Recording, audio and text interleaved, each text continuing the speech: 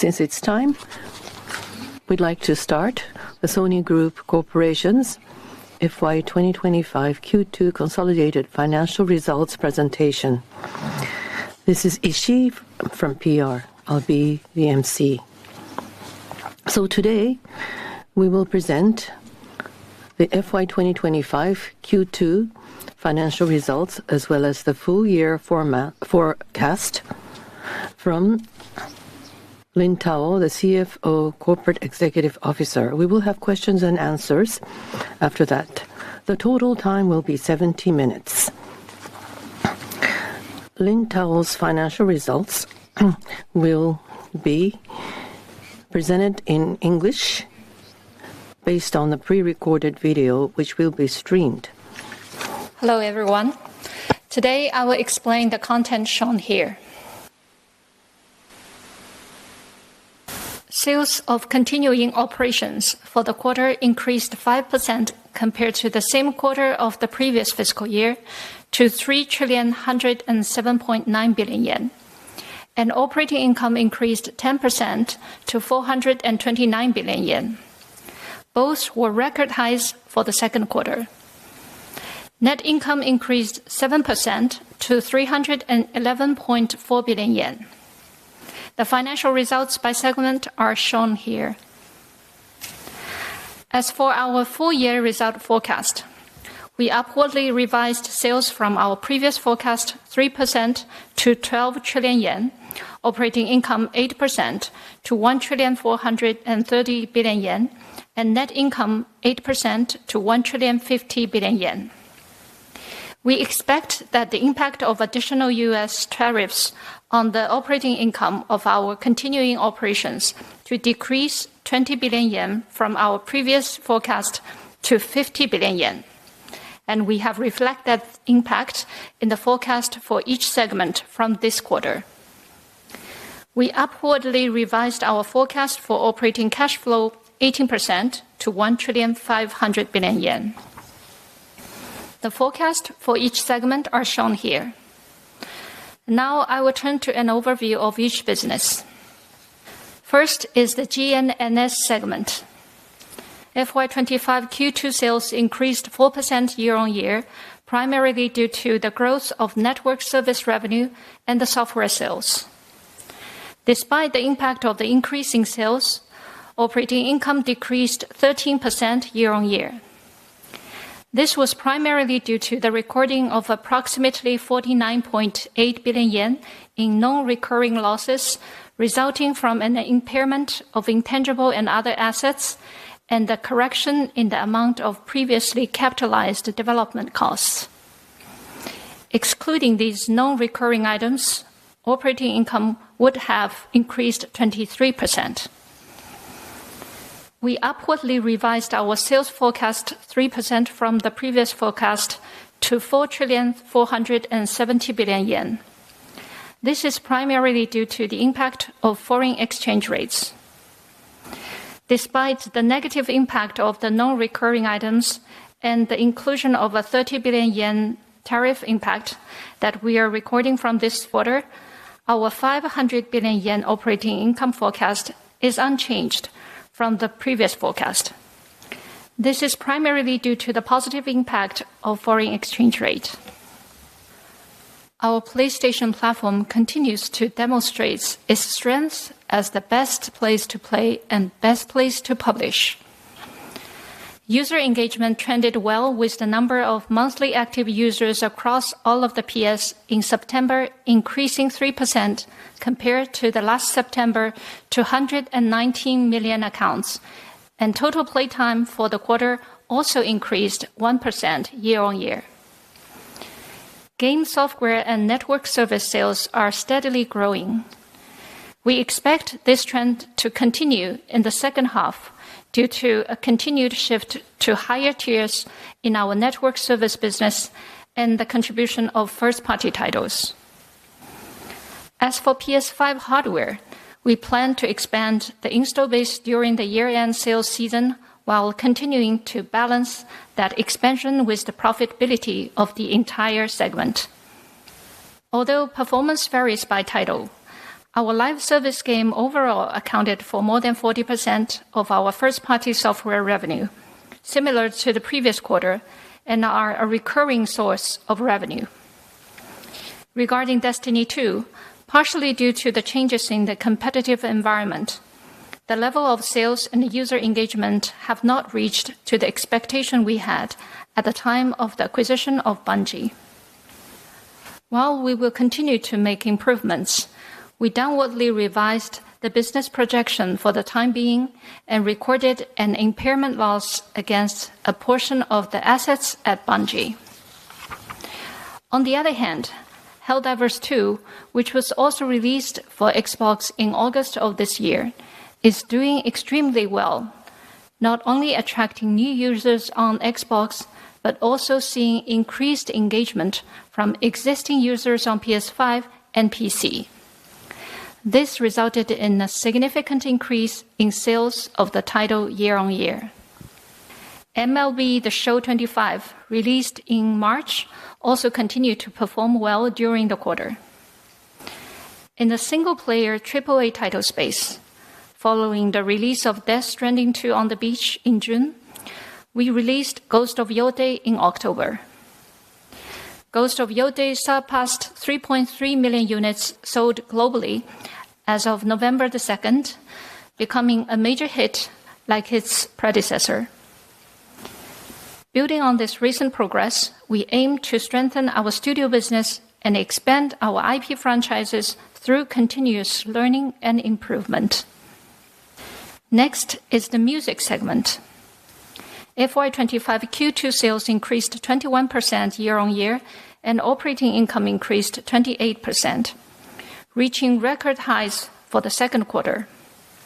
This was primarily due to a higher visual media and platform revenue driven primarily by the success of the theatrical release of Demon Slayer Kimetsu no Yaiba Infinity Castle.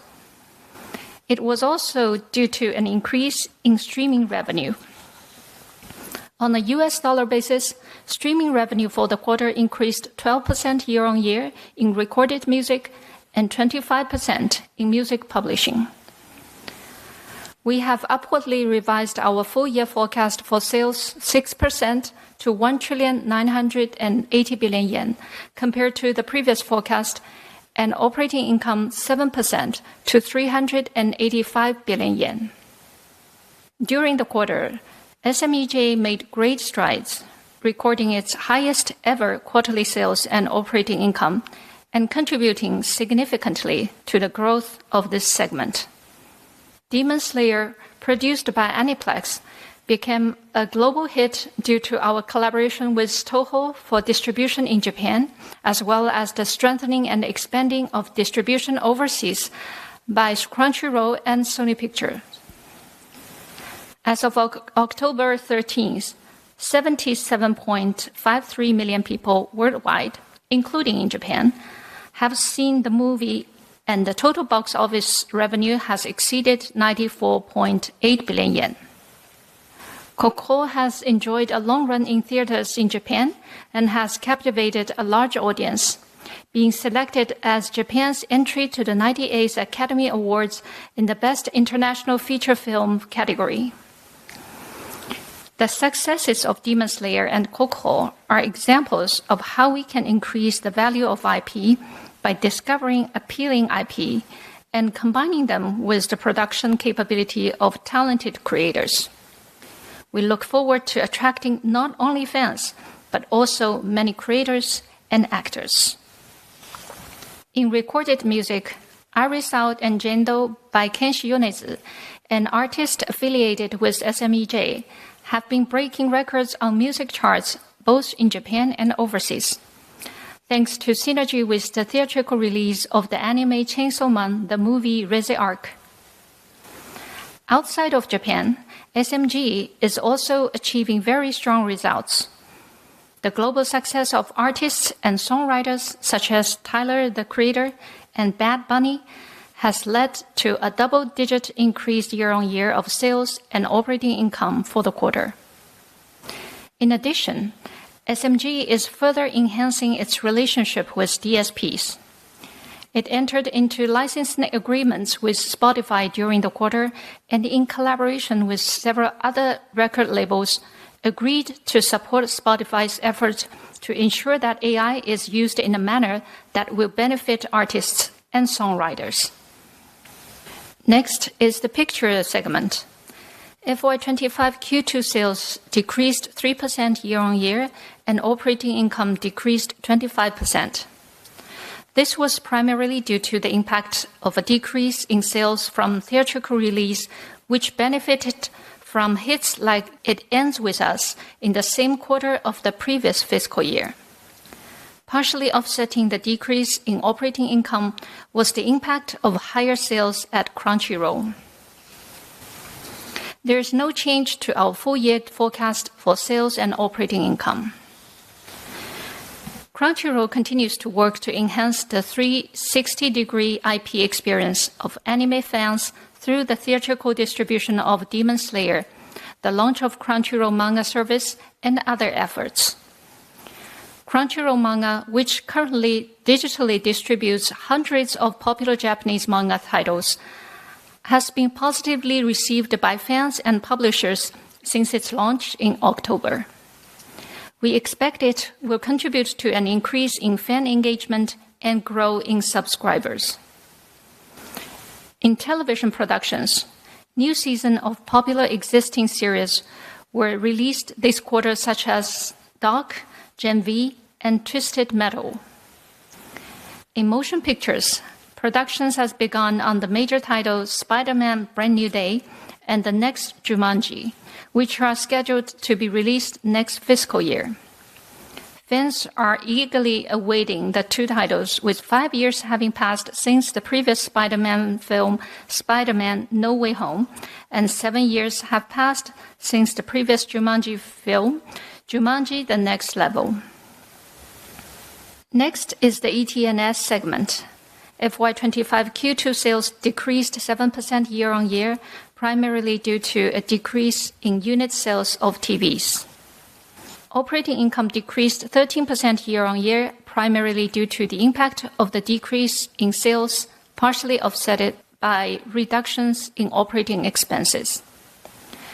We have slightly increased our full-year forecast for sales from the previous forecast to 2,300 billion yen, and we have decreased our operating income forecast 11% to 160 billion yen, reflecting a 20 billion yen impact from tariffs from this quarter. In the imaging markets, demand has slowed in two regions. China, where government subsidies that last through the first quarter ended June 30th significantly declined, and the US, primarily due to the impact of additional tariffs. However, this decrease in demand is essentially in line with our previous forecast, and global demand remains solid primarily because of Asia. The severe operating environment for TVs and smartphones continues, but we are adapting by proactively reducing operating expenses and have been able to minimize the impact on profitability. At the segment level, there are no major changes to the demand outlook for the year-end sales season and second half of the fiscal year. We plan to continue to control costs and inventory and operate our business cautiously.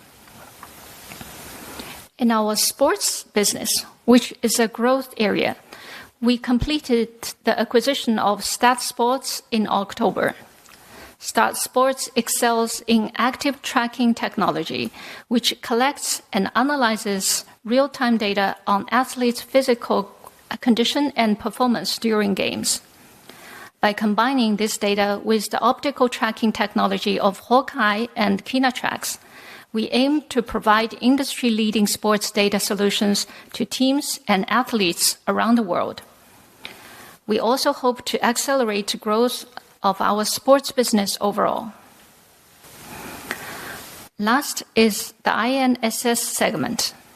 Sales for the quarterly increased 15% year-on-year, and operating income increased 50%, both reaching record quarterly highs for the segment. This was primarily due to a higher unit prices resulting from larger-sized sensor for mobile devices and increased sales volume of sensors for consumer cameras. We upwardly revised our full-year forecast for sales 2% to 1,990 billion yen and operating income 11% to 310 billion yen, primarily due to the impact of foreign exchange rate. Based on the trends in the final product market and the demand forecasts from our customers to date, we have decided not to include any impact from tariffs in this forecast for this segment. The smartphone market continued to show signs of gradual recovery on the global basis. Sales of mobile sensor during the quarter increased significantly year-on-year due to higher unit prices resulting from larger sensors being used in new products by our major customer and a higher shipment volume than our previous forecast. In addition, growth of the market for cameras that use new video shooting styles such as handhelds contributed to the growth in sales.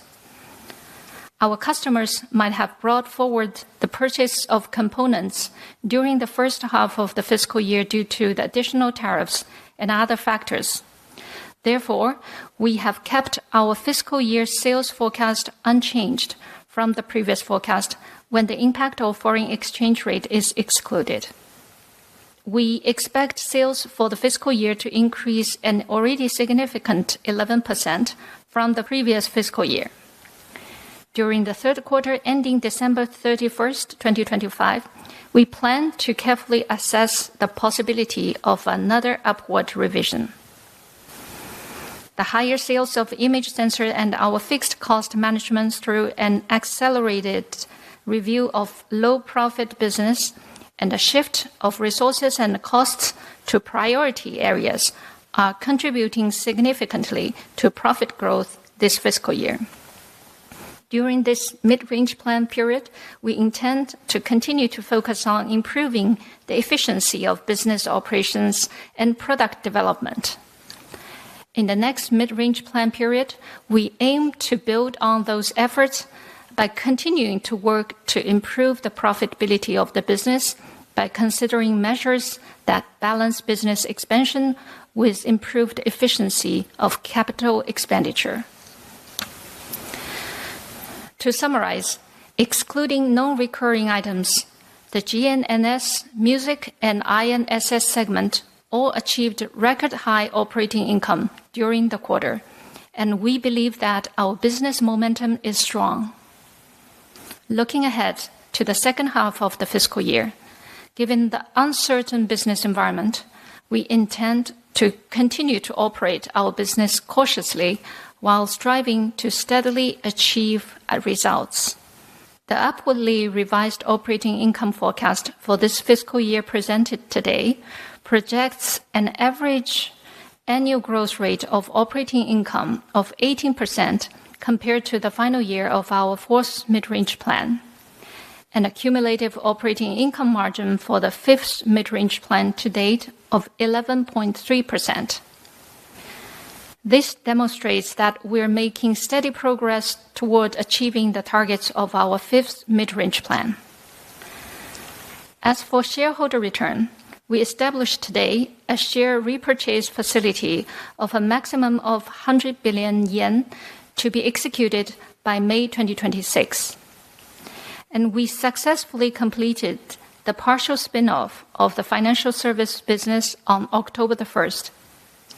We would like to reiterate our sincere gratitude to our shareholders and investors. This concludes my remarks. Thank you.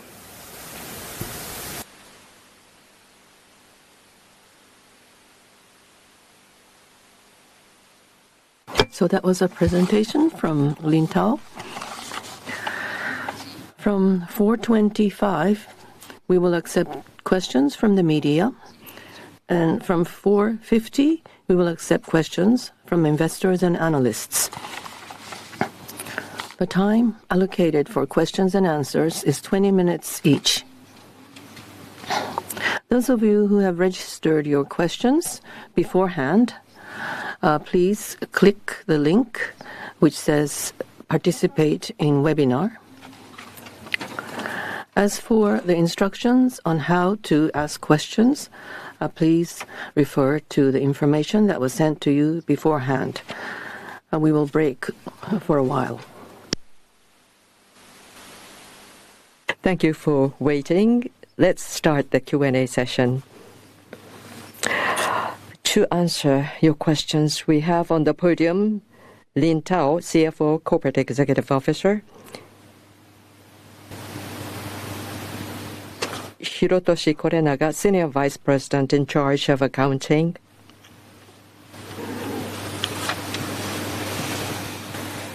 Naoya Horii, Senior Vice President in charge of Corporate Planning and Control, Disk Manufacturing Business, and Storage Media Business.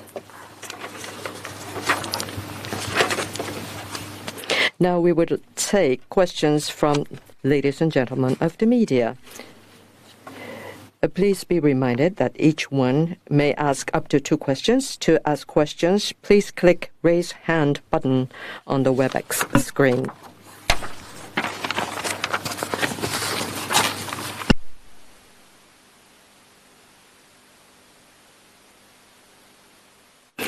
The first one is from NHK, Mr. Taruno, or Ms. Taruno, please.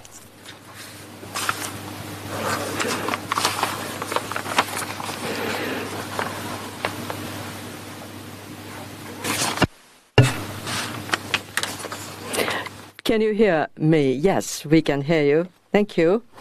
I have 2 questions. You have just explained the results this time in and out of Japan. What about the market conditions as you see it, including the consumer behaviors and activities? That's my first question. And the second is that Demon Slayers or Kokuho have become such a big hit. It's a music and pictures related contents business. How are you going to grow these content related businesses, and what kind of initiatives are you going to continue? Thank you for your questions. First, about the market conditions and the business sentiment in and out of Japan. For Japan and the US, it seems that there's some stability. Quite recently, however, we are doing business globally, and U.S. economy is something that we focus on. In the latter half, towards the latter half of the year, it seems that there's signs of slowing down in U.S. economy in terms of inflation. Inflation rate is going up, and the job applicant ratio is coming down, and statistics. Because of the closure of the government services, we don't have much data, but it seems to me there's a lack of transparency or certainty. Towards the latter half of this year, we are being cautious and trying to be conservative in our business operation. About your second question, Demon Slayer and Kokuho. Thanks to your patronage in Japan and outside Japan, they have become such a big hit, and then they contributed a big positive impact on our business. Going forward, content IP, we will continue to adapt the titles to the films and motion pictures, and then partnering with the distributors both in Japan, we would like to grow this business. Not only Demon Slayers, but especially in Hollywood, the box office revenue, very high box office revenue was achieved, and I think culturally this gives us a big power. So Japanese content, make it successful in Hollywood going forward is good not only for Sony, but for content publishers of Japan as a whole.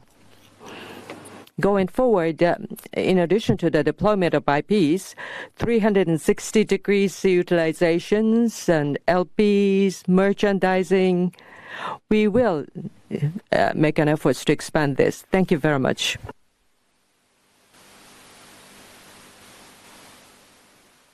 We will take the next question. Yoshida-san from Nikkei.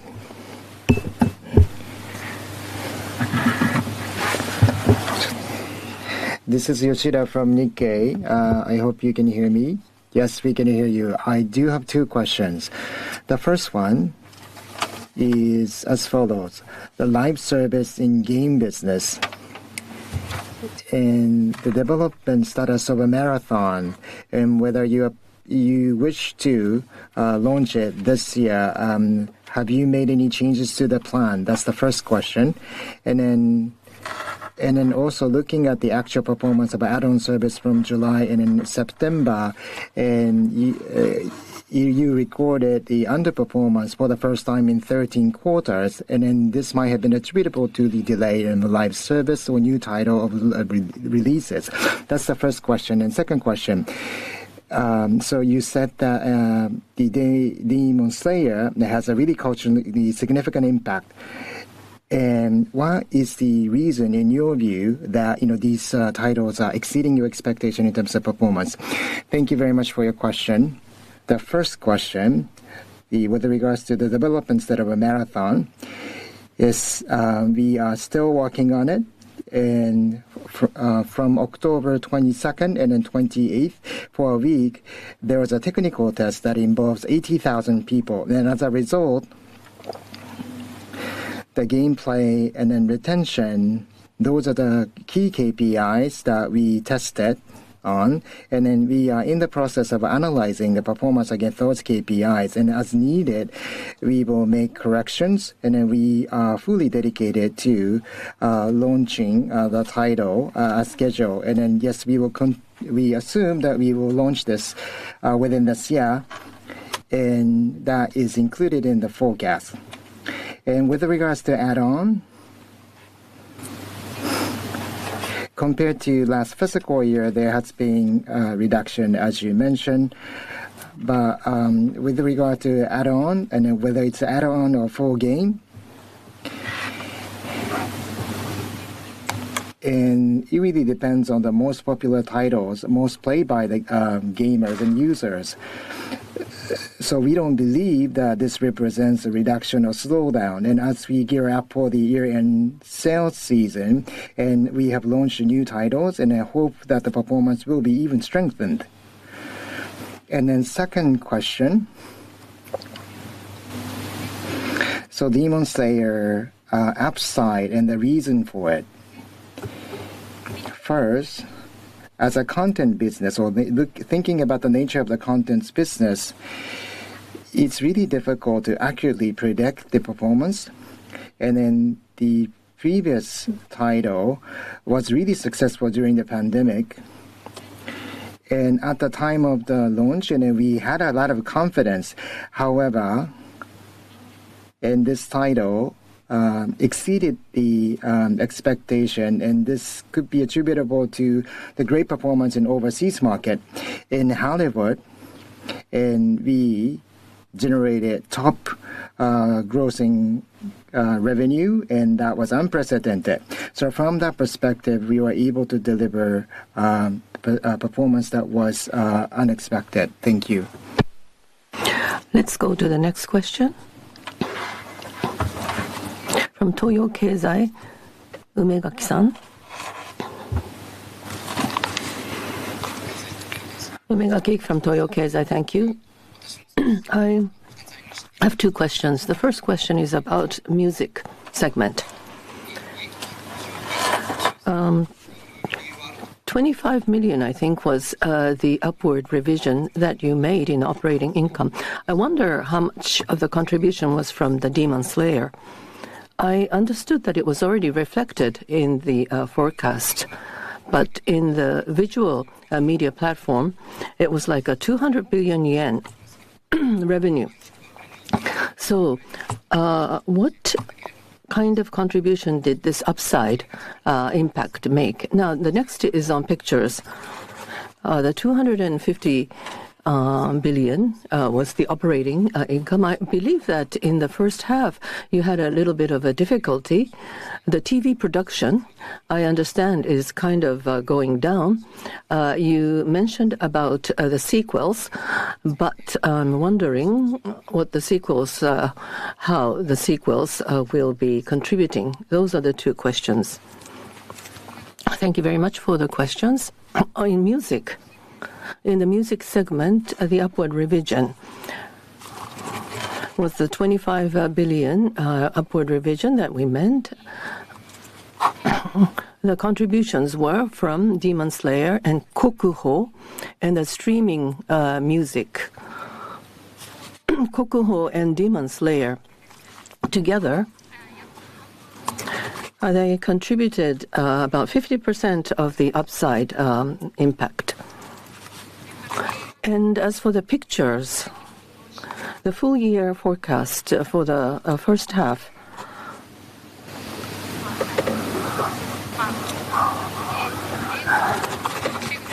the picture segment, the nature of the picture segment tends to have this launch in the latter half rather than in the first half. So please understand that this is a seasonal impact. So TV production and movie production, structurally, we are seeing the depressed business of the industry. So how can we control the cost and produce projects or items that will be very successful?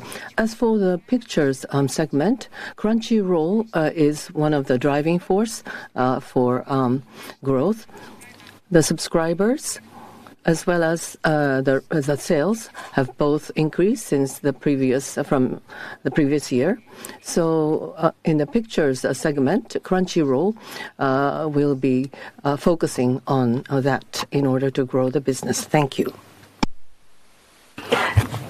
Let us proceed to the next question.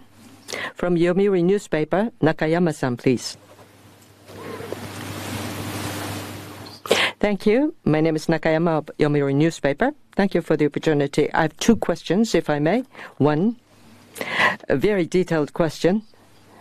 As you have just said, in the music, the operating incomes, half of the upside comes from Demon Slayer and Kokuho. If you could give me a breakdown between Demon Slayer and Kokuho, I would appreciate it. Second, about the impact of tariff, 50 billion yen. And last time you talked about the utilization of the strategic inventory. What would be the background of this 20 billion yen worth of decline? Now, about the breakdown, for each individual title, well, I refrain from making comments on the breakdown of each title. And about the tariffs impact, Hori will answer. Thank you for your question. As you rightly pointed out, the impact of the tariff, well, it used to be 70 billion yen, now it's 50 billion yen, so it's a 20 billion yen worth of decline. In the I&SS segment, the impact of the tariff in the previous time, we incorporated that to a certain extent in the I&SS segment. But if you look at the final products market and the orders received from the customers, we look at these factors. And then this time, in this particular segment, we don't see any further need of incorporating the impact of the tariff in this. So we excluded that. The 20 billion decline comes mainly from I&SS segment. Thank you.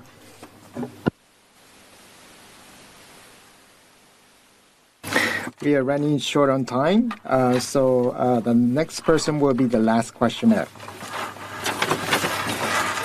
Narisawa-san from a Mainichi newspaper.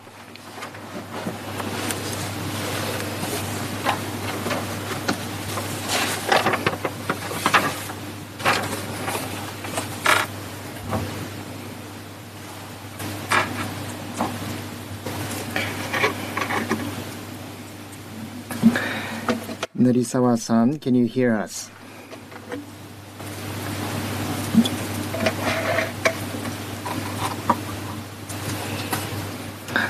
Can you hear me? Yes, we can hear you. Sorry about that. And this is Narisawa from Mainichi. And I have a question about games segment. And PlayStation 5 celebrating a 6th anniversary since 2020. And then also this year, the performance is quite good, and then you are looking to expand the install base. And as for, can you talk a little bit about the future strategy? Thank you very much.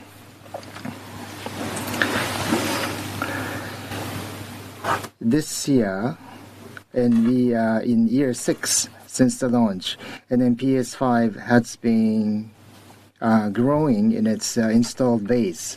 And our view is that,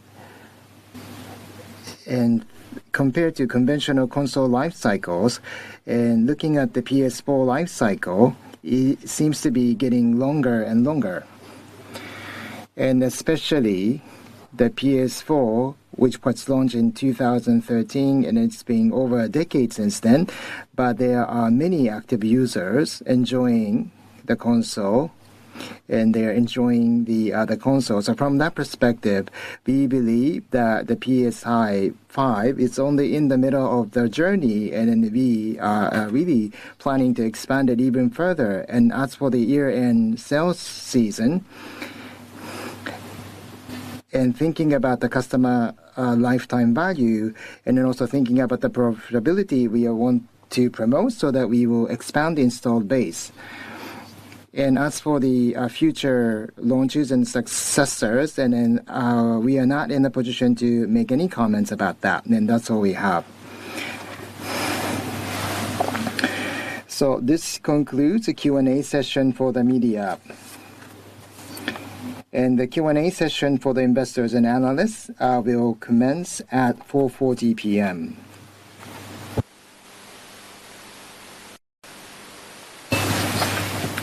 Thank you for waiting. We will now take questions from investors and analysts.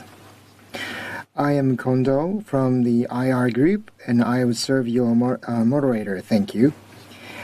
The same 3 speakers from the media session will be responding to your questions, and we will now begin the Q&A session. If you have questions, please limit yourself to 2 questions per person.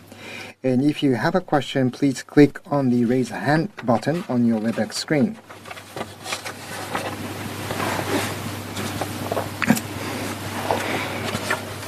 And SMBC Nikko, Katsura-san, please go ahead. Thank you very much. And this is Katsura from SMBC Nikko. And I would like to ask about GNNS, and then INSS. And the first question is about GNNS.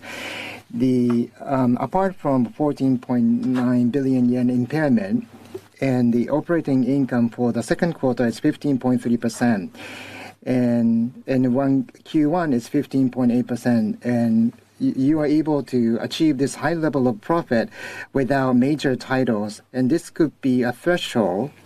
And can you talk a little bit about how do you see it, and are there any factors contributing to this great performance? That's the first question. And then also, and the land flash price is increasing, and then that might have the negative impact on the PS5, the hardware profitability. So what's your plan for the the remainder of the years and then next fiscal year? And then with regards to INSS, and you said that you are going to strike a good balance between business expansion and the profitability improvement. And in North America, smartphone seems to be doing really well. But 3 months ago, there were a lot of news with regards to changes in geopolitical situation. What sort of plans that you are planning to take for the midterm? And then do you have any updates? So those are the 2 questions. Thank you.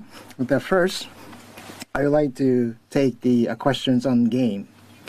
And the profitability in Q2, and the major contributing factor is the Forex and network service and then in SG&A, and there was a reduction in M&A expenses. And so from that perspective, we were able to realize a relatively high rate of profitability. Whether this is sustainable or not, that is the question. And basically, the network service, which commands a higher profit, and then software, and especially a first-party software, if they perform really well, we should be able to maintain high level of profitability. And with regards to memory prices, and then with the potential impact on the hardware profitability, and then for this fiscal year, and we have already secured all the parts that we need. But because the market is continue to fluctuate, so we keep a close eye on the situation on the market. And of course, the supplies and then parts, and then their prices when they go up, and of course that will have an impact on the profit of the hardware. For the FY, so next fiscal year and then onward, and we have already achieved the 80 million install base for PS5, and assuming this will grow next year, instead of additional hardware profitability, and we want to really continue to monetize the installed base that we have already secure, and I think that would be the priority. And the second question will be addressed by Hori-san. Thank you very much for your question. First, the first half of the question, so the business expansion for the next year, and then also enhancement of the investment efficiency. And we have been able to manage these quite well this year, and then especially on the expenses side, we have been able to restrain the expenses so that we can generate the sales growth versus previous year. And yes, we want to maintain this and then further improve into the next year. And as for the our response to the geopolitical risks, continuously, and with regards to production in the U.S., we want to ensure the quality so that we can produce in a stable way, and trying to do that in-house, that would be really difficult to achieve. However, and working closely with the different partners or making a joint investment, and what else we can do to really address this issue of the U.S. production, there's no clear answer, but we will continue to explore all the options. Thank you. Next, from Nomura Securities, Okazaki-san.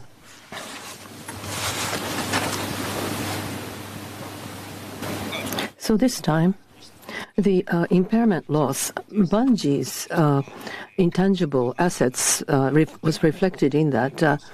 In the balance sheet, how much assets do you still have, and what is the risk of the impairment loss? The second question has to do with the PlayStation 5. In Q1 and Q2, I think you sold more than in the previous year, but toward the end of the year, you said you're going to expand. Well, are you aiming to have an upward revision, or is the sales going to be more than in previous year? First, on the impairment loss, Bungie. This is an impairment loss of Bungie, the intangible assets as well as the tangible assets. So that they are the target for the impairment loss. And goodwill, that is reflected. That is supported by the whole game segment. So there will not be any impairment loss for the goodwill. So for this time, Destiny 2, which is a game performance, did not reach the expectation that we had when we acquired Bungie. So the balance, the assets. Well, more specific, it's very difficult to give you specifics, but yes, we still have some intangible assets, and the question of whether there's still any risk remaining or not, Marathon, which is going to be launched, and Destiny 2, the performance, if the performance is not going to reach what we expect, of course, there is a risk of impairment loss, but we don't believe that this will impact the whole game segment, at least at this point in time. Your second question that was about the installed base. In Q1 and Q2, it was more than in the previous year. So 50 million units is the goal we have for the year. And that the number of units we believe we have forecasted for this year, we believe we can reach that. Thank you. Thank you. JP Morgan, from JP Morgan, Ayata-san, please. Thank you very much. My name is Ayata from JP Morgan. I have a question about games and INSS. One question each. For games, as has been discussed earlier, network service sales in dollar terms increased by 35% in the second quarter. And what would be the breakdown, if possible? I would like to know. 2 years ago, there was a price increase. Maybe there's an effect from that. And then the shift toward the higher priced products, or the number of paying subscribers increase. Well, I think these are the possible items. What will be the breakdown in terms of priority? And INSS, in the first half, it seems that there is some customers brought forward the purchase of the components, but in the third quarter, the input of wafers from 155 to 160, there seems to be a shift. So against this backdrop toward the U.S. and the Chinese market, what would be your take on the market conditions? I am sure there's an upside, so please explain the risks and upside both. Thank you. For the network service and the factors contributing to the increase in sales, as you rightly said, price comes at the top of the list. The price increase impact still lingers, and then the number of subscribers or users increased compared to the previous year, and the product mix. Tier 2 and Tier 3, higher tier users, we have more and more people going to the higher tiers. I think those are the contributing factors for the increased sales. Well, there's a factor contributing to the increase in the operating income. That is to say, acquisition of the contents, efficient way of acquisition, looking at the data, that contributed to the operating income improvement. And INSS, please. Thank you for your question. As you rightly pointed out, in the first half, the shipment, the sensors shipment exceeded what we expected, and for the full year forecast, we place it unchanged. The supply chain of the set, because of the U.S. tariffs or the shift in the production base, because of these, there seems to be a certain level of opaqueness or lack of clarity. So what we shipped, well, that some of them go directly to the final markets, and some of them still linger in the supply chain. So we have to look at this. And the third quarter, we will continue full capacity wafer import opportunistically. If things go well, we can see the increase in sales, and then from next fiscal year onwards, well, of course, we can think of accumulating the strategic inventory as well. So about the amount volume of the input, we look at these factors. About our customers, well, I cannot mention each and individual customer's situation, but generally, as has been reported in the media, depending on the customers, there are ups and downs, and the smartphone market is still on the recovery track, gradual recovery track. That's our understanding. At this point in time, in terms of market and customers, North America seems to offer a bigger chance and opportunities. Thank you. So we will take the next question. Izawa-san from Citigroup Securities. This is Izawa from Citigroup Securities, and we have one question, big question for game. And so there's a mention of the treating R&D capital as an expenses. Can you talk a little bit more about that? And is this related to some sort of impairment? And also the titles related to this, if there are any specific titles related to this, and if you could talk about them, that would be great.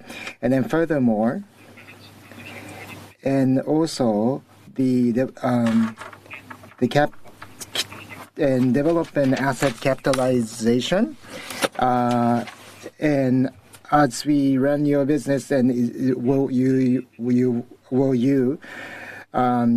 foresee this will happen more often? And that is the one big question. The next question is also, this has to do with the development asset. And if you look at the supplementary presentation, and when you look at the depreciation by segment, it appears that there's no apparent increase. However, and the depreciation of the development is not really included, I believe. And the capitalization of a development for the game biz, what would be the scale of the asset for the gaming development? Thank you for your questions. So the capitalization and then correction, and this is not attributable to the nature of the business. This is, and Korenaga-san will talk more about the details of the revision. Thank you for the question. So this value is not an impairment of asset. And in the past, and there was the network development, which was treated as the intangible asset, and then part of it and should not have been capitalized, and we found out. So that's why for the past years, and then for this fiscal year, we made the correction in one go, and specifically the network-related asset and R&D are capitalized, but console and hardware R&D are treated as expenses. So this treatment was mistakenly done in the past, and which we made a correction retroactively. That's all. And through operational improvements, we will prevent the recurrence. So we believe that this will not happen again.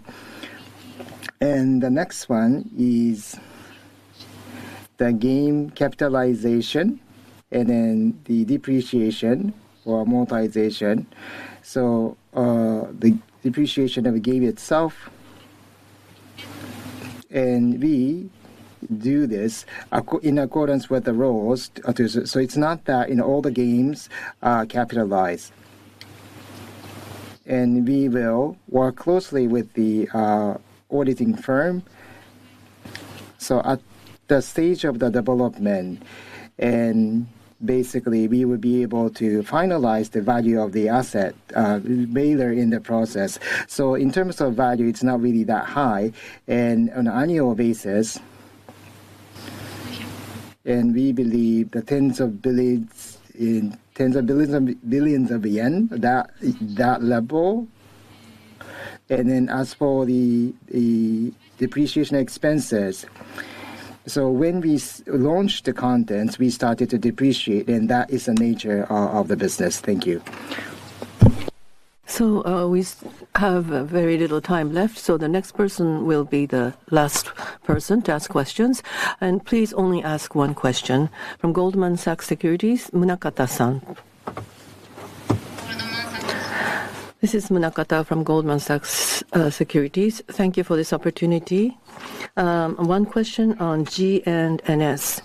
So the full year operating profit, I think it was 500 billion, but it was not, the tariff impact was not included in the forecast. And when you consider these items, I believe that the profitability has improved. And the current platform, I think, is looking at hardware and other services, which the prices are going up. So by looking at the competitors' trends, next year, after next year, in order to improve your profitability, what will be the upside? It will be probably the game contents and these items. Are you planning to revise the prices of the game contents, for example? Thank you very much for the question. The game business for next year.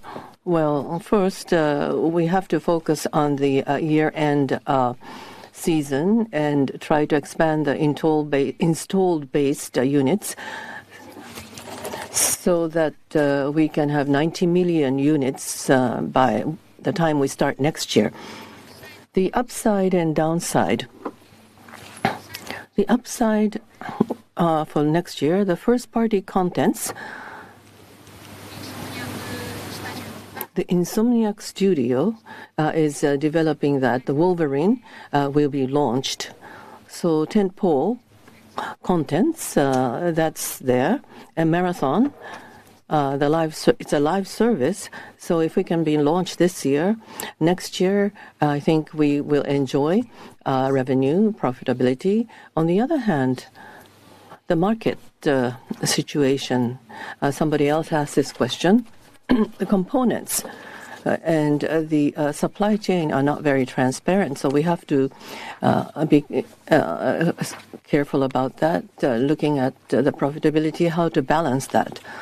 So going forward, when we plan next year's strategy, we need to take that into account. As for prices, I don't have anything that I can comment. Thank you very much.